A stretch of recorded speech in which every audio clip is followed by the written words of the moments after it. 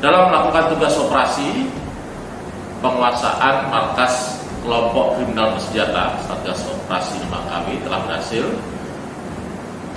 melakukan penguasaan 10 markas kelompok kriminal bersenjata, di antaranya Camp Kalikopi, kemudian camp yang berada di Dugama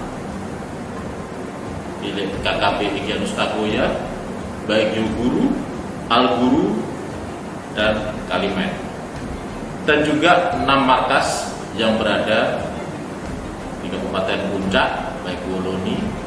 Kami berhenti dan keluar dari keanggotaan kelompok NRPB, dan kami kembali menjadi warga negara Kesatuan Republik Indonesia yang baik.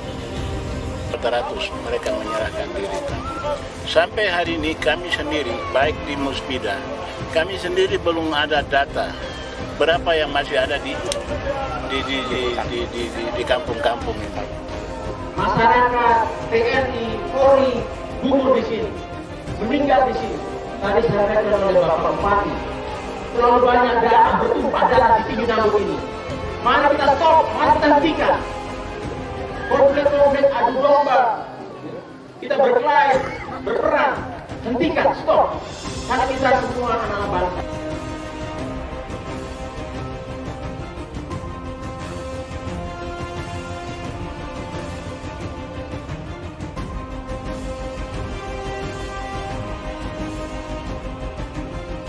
Anggota KKTB kembali ke pangkuan NKRI. Satgas Nemangkawi tidak hanya melakukan pendekatan militer, namun juga melakukan dialog untuk menuntaskan kelompok kriminal bersenjata.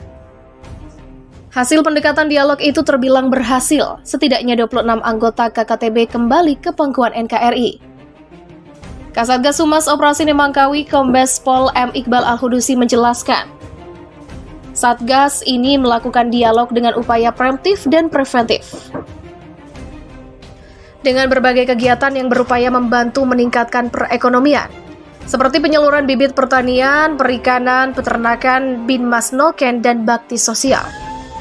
Itu terbukti secara efektif. Begitulah paparnya.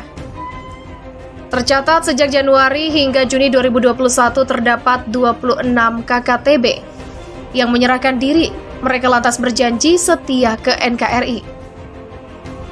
Terdapat 3 pucuk senjata api, 4 magazin, 87 amunisi, dan 1 granat yang diserahkan mantan anggota KKTB tersebut.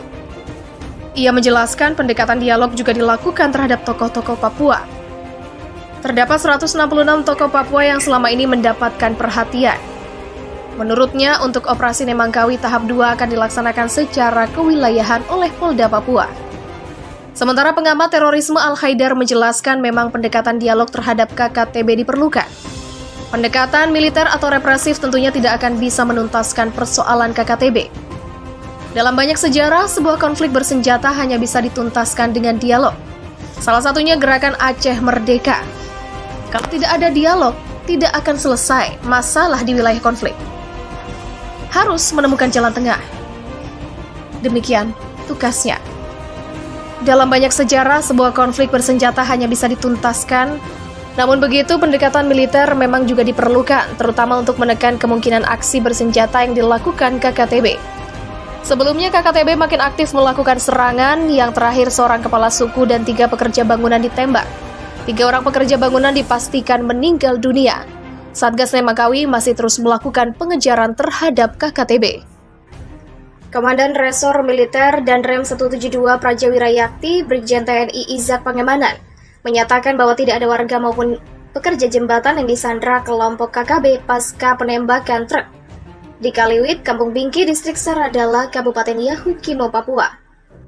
Ia menuturkan insiden penembakan KKB terhadap truk pengangkut material itu terjadi pada Rabu 23 Juni sore.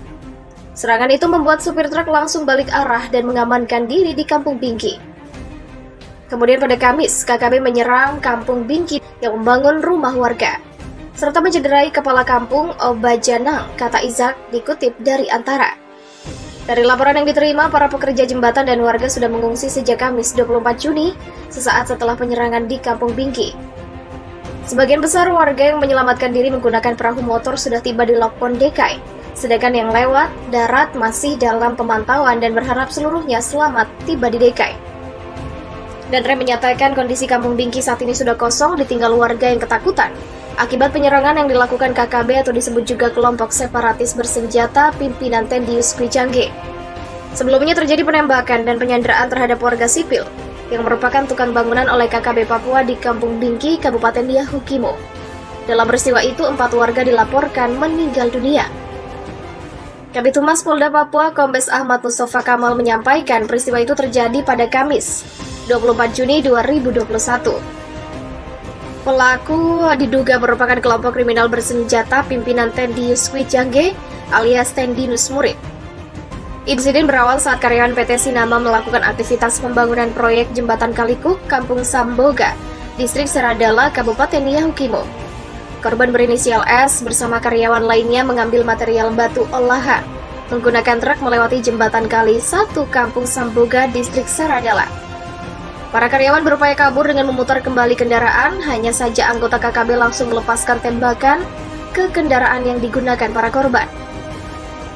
Atas kejadian itu, korban kembali arah tempat bekerja bertempat di Camp PT Seremoni Kalikuk, Kampung Bingki untuk berkumpul sesama karyawan dan masyarakat Kampung Bingki. Begitulah tugas Kamal. Atas peristiwa itu, terdapat 4 korban meninggal dunia, 1 mengalami luka-luka, dan 4 orang diduga masih disandra oleh KKB.